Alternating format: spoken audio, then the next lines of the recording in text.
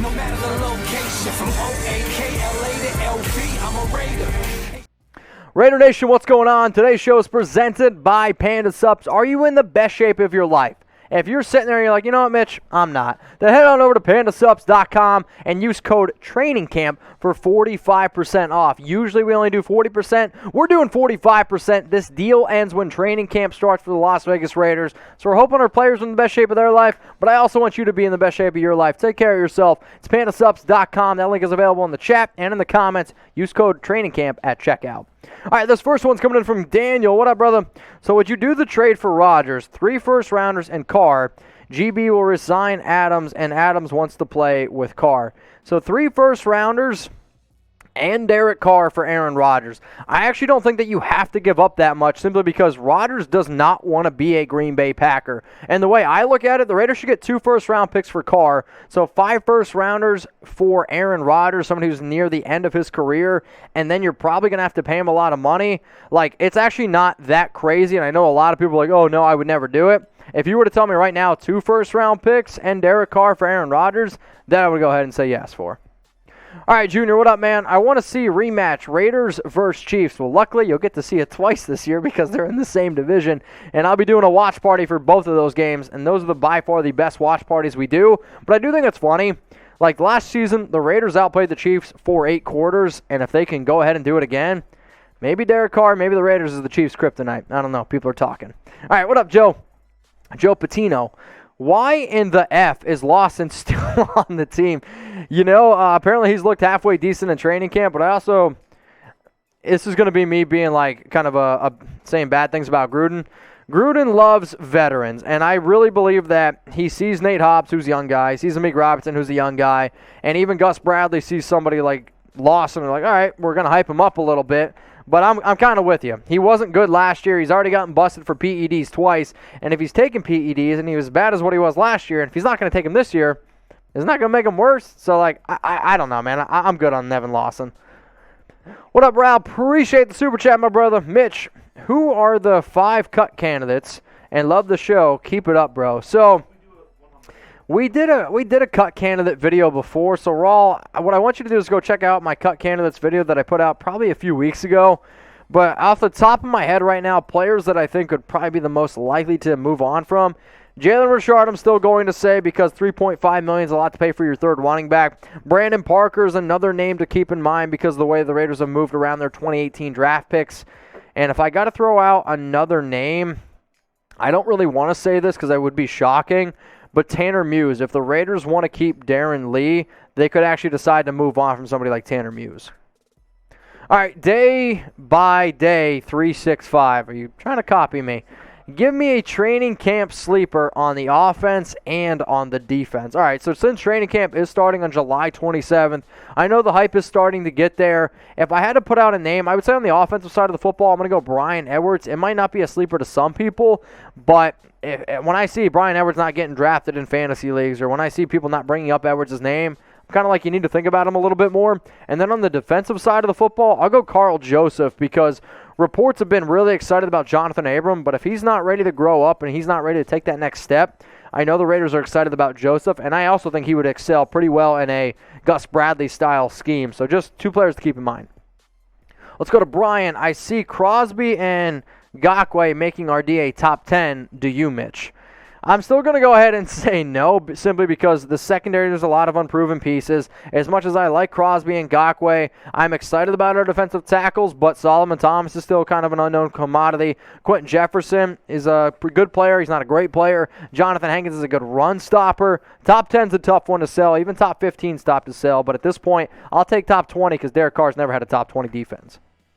All right, Elias, Derek Carr MVP season. The only reason why I'm going to go ahead and say no is simply because of the stats alone. Very tough. But I did make a video probably like a month and a half ago about why Derek Carr might be one of the best dark horse MVP candidates. His odds were plus 5, I believe like 5,000. I believe is what they were. It was like the 19th highest odds. He's got a good offense. If the offensive line can protect him, Carr could have his best season ever. The other reason why it's at least something to think about, if the Raiders start winning football games with them being in Las Vegas, and let's say they do win the AFC West, I've seen crazier things happen. And for anybody out there that's like, oh, the Raiders could never win the AFC West, They outplayed the Chiefs for 8 quarters. I mean, if all that stuff happens, it can happen. But I'm going to simply say one chalky head and say very, very small shred of truth. So if you guys got a question and you want to get featured on the show, go ahead and subscribe to the Raiders Report and join our live mailbag. So here's just a heads up.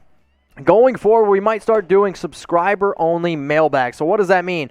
Usually, when I check to see how many people subscribe to the show, it's about 45% of my viewers are subscribed, 55% are unsubscribed. So if you're one of those people who aren't subbed, you might not be able to watch the show anymore. It's going to be subscriber-only going forward and some mailbags. Just something to keep in mind. So make sure you subscribe. Click that big red button, youtube.com/Raiders Report.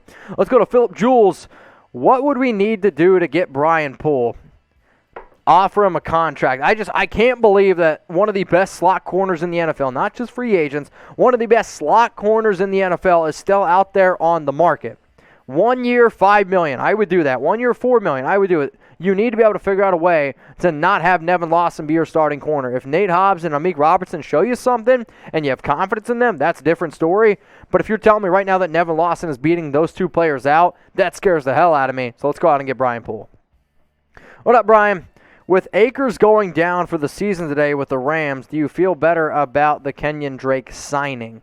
I mean, anytime that something like that happens, you hate to see it. Obviously, if you have more depth at the running back position, that always helps. If you have more depth at any position, that's great. But I still don't sit here. I'm not going to sit here and say, like, I feel great about the signing because $11 million guaranteed for your running RB2. It's kind of a lot of money. Yes, he's only going to make $3 million this year, but he's going to make $8 million next year, and he can make up to $14.5 million. So, like, I like Drake. I also like Jacobs, but not that I don't want Drake on the field. I would rather the ball in Jacobs' hand, though, if that makes sense. All right, we got Scott. Sign Adrian Peterson for league minimum. Cut Jalen Richard. Great vet who can push the young guys. Possibly another George Blanda signing. You're actually not the first person to bring up the whole Adrian Peterson idea. And if you were to ask me right now, would I rather have Adrian Peterson on a vet min or Jalen Richard on his current contract? I actually probably would go ahead and say I would rather have Adrian Peterson, who has actually looked halfway decent, even though he's 36 years old. But I just don't know if I see Peterson doing that. If I'm Adrian, or even if I'm on another running back like Todd Gurley, I see the injury to Cam Akers, and I'm like, all right, I'm going to pick up the phone. I'm going to try to go to the Rams, who actually have a halfway decent offensive line. All right, Mo Money, Mo Problems. What's the latest on Jalen Richard? So this has been one of those guys that's come up in plenty of trade rumors, cut rumors, simply because of his contract, 1 year, $3.5 million. If the Raiders trade him, they save the entire $3.5. The issue is nobody's going to go ahead and trade for that $3.5 million contract. In terms of cutting him, the Raiders would have to eat about $1.2 million. So, they're going to save about $2.3 million there in terms of overall deal. But I spoke to a source close to me in Las Vegas that said Jalen Richard's working out 3 days a week. I saw a picture of him. He looks absolutely shredded. He's heard the news. He's heard the rumors about him potentially getting moved on from him. And I'm telling you what, the guy looks motivated. The guy looks good. So we'll see what happens. But I actually do think he ends up making the team now. So let me know, Y for yes or N for no. Will Jalen Richard make the 53-man roster? This has been a very common point here on the Raiders Report. It's been a very common topic among a lot of Raiders shows the entire offseason. So Y for yes, N for no. Will Jalen Richard make the final 53-man roster? What up, Jordan? Hey, Mitch, we got to go to the game in Vegas one day. So as much as I would love to go to a game in Vegas, I kind of just want to go to tailgates. Not because of Raiders ticket prices, but I want to have a show where I can do watch parties, and I love being able to do watch parties because, let's face it, there's a lot of people that either can't afford to go to a Raider game or don't have the Raiders games in their market. So you tune into YouTube, you watch me, you join the rest of Raider Nation. We get thousands of people watching. We go live for the game. We have a good time. It's basically exactly like this to what you're watching, only it's during game day. So that's what I want to be able to do, and it's way more lit. All right, what up, Phil? What role does the team president have right now with Gruden controlling everything? I mean, sure, I still think that Gruden is running the show, and I do honestly, I understand that, Mark was the old team president, Bedane, and then now you have the new guy stepping in, Dan Ventrell, so I still think Gruden runs the show, but I can't sit here and honestly tell you, I know exactly what happens because I'm not in that front office. I'm not behind the scenes there, but when you give a head coach $100 million guaranteed, he is going to make a lot of the shots. But in terms of moving on, from Mark deciding to resign as president. I don't think it has anything to do with that. I've actually heard from 2 or 3 people that apparently MGM Resorts gave him a really, really sweet deal, making a lot more money than what the Raiders were paying him, so it's something to think about. Here's also something to think about. Panda Supps is hooking us up with 45% off. Yes, 45% off. Usually this thing is $49.99, but this fuel protein only $27.49. So you need to act quick because as soon as training camp starts, this deal, it's gone. Usually we only do 40%. Now we're doing 45% off code training camp. That link, y'all, is going to be in the comments, and it's going to be in the description. You should go ahead and try all their awesome products at Panda Supps. High quality, no GMOs. It's no artificial flavors as well. You're going to get a lot of great products. If you're somebody that's a vegan, you can try their Natural Fierce. You're going to absolutely love it because, let's face it, if you're trying to get a workout in, sometimes a scoop of pre-workout helps a little bit. I literally took a scoop of pre-workout before my live show today. If you're trying to make sure that your muscles are refreshed, the BCAAs are great. It's also great if you're trying to drink and you need to, get hydrated the next morning. Not that I would know after Vegas. And then the burn. If you're trying to burn an extra 100, 200 calories literally by just sitting around at work or just doing whatever the hell you're doing, you take a scoop of that, and I promise you're going to feel it right away. So use code TrainingCamp at pandasupps.com. If anybody has any questions whatsoever about any of these products, I use just about any of them, and I am more than happy to give you my personal opinion on which ones are my favorite, which ones, that I've tried that maybe I don't like as much. I'm an honest person, and I don't want you to feel ripped off, but 45% off, that's a hell of a deal. All right, Juan, what's up, man? Get Malik Hooker. So I saw Malik Hooker trending before I went live today. I'm like, oh, my God, what happened? But as far as I know, he's just not 100% healthy, and I think the team that he ends up going to is going to end up being the Pittsburgh Steelers. What up, Tony? We will go as the defense goes. What metrics should we look for to know early that we're better on defense? Sacks. Sacks and pressure rate. If you want to show right away that you can be a better defense, you need to be able to get after the quarterback. I know that the secondary gets ripped on a lot. Heck, I know even some linebackers got ripped a lot, like Corey Littleton. But if you're sitting there and you're giving these receivers 4 or 5 seconds to get open, if you're giving a quarterback a clean pocket to throw in, that's going to be really, really difficult for any secondary person to stop. So the metric that everyone needs to look at, QB pressures and sacks early on. R&T Taylor, Mitch, I'm in Frisco. Let's grab a beer. # Raiders. If anybody's near Frisco, if anybody's near Dallas, Texas, that's where I live, and I'm always down to grab a beer. So R&T Taylor, take a screenshot of this question, send it to me on Instagram at Mitchell Renz 365, and we could probably get a beer this weekend. That's fine. Maybe not this week, though, because I drank a lot, but during the weekends, that's different. All right, what up, Sickness? There's rumors around Xavier Howard wanting a trade. What are the chances he looks at the Raiders, and this is something the Raiders should pursue? Just imagine Howard and Mullen on the field. I mean, anytime you're able to add a player who finished third in the Defensive Player of the Year voting, he had, I believe, 20 pass breakups, 51 tackles, 10 interceptions last year in Miami. He was phenomenal. He's a top 5 cornerback as far as I'm concerned, at least the year that he had. But he wants to get paid some serious money. You're probably going to have to give up a first and at least a third-round pick for him. But then it comes down to what do you do with Casey Hayward. If Casey Hayward's okay playing the slot, then I am open to this a little bit more. But I don't see the Raiders pulling off this trade simply because there's a part of me that believes that the Raiders hosting the draft next year, they're going to do whatever they can to at least hold on to that first-round pick. What up, Philip? Will Edwards be the next DK Metcalf? By the way, love the show. Raiders! My voice is gone. No, I don't think he's going to be the next DK Metcalf. I said that he's like a lesser version of a DK Metcalf. Some people would put the argument that he's a top 5 receiver. I'll put DK in my top 7. Brian Edwards has the upside to be a top 20, top 15 dude. It's just DK is a little bit more athletic than what Brian Edwards is. So he's a 1B version of DK. At least he has that upside, but I just don't know if it's going to happen. He needs to stay healthy. All right, also name a surprise player to make the 53-man roster. I would say the biggest surprise to me last year, I'd say there's 2 names. Daniel Levitt was a surprise to me. Kendall Vickers was a surprise to me. But if you think there's a player that when you hear his name, you're like, wow, that would really shock me, what I want you to do is go down in the comment section and let me know the name that I'm hoping makes it that might shock some people is Darius Stills, guy from West Virginia, working his tail off, so fingers crossed for him. What up, Aaron? Mitch, what about Marcel Reese for president? Again, you're actually not the only person to go ahead and bring that up. That was all over Raiders Twitter. Marcel is another great player that has been, was once really good with this team, but if I'm going to go ahead and bring in a former Raider, this might be an unpopular opinion to some. I don't really think it will be. I'm going to go ahead and say Howie Long. I think everything that he's done for the Raiders, everything his sons have done, he's raised good men. He seems like a good businessman, so I'm going to say Howie Long. What up, Ral? Who would be a better signing, Poole or Houston? Brain Poole. Brain Poole, even though Houston is an edge rusher, and I like him a lot, I think slot corner is a bigger need than edge rusher right now. All right, Joseph, you're next up here on the Raiders Report. The Raiders going to sweep KC.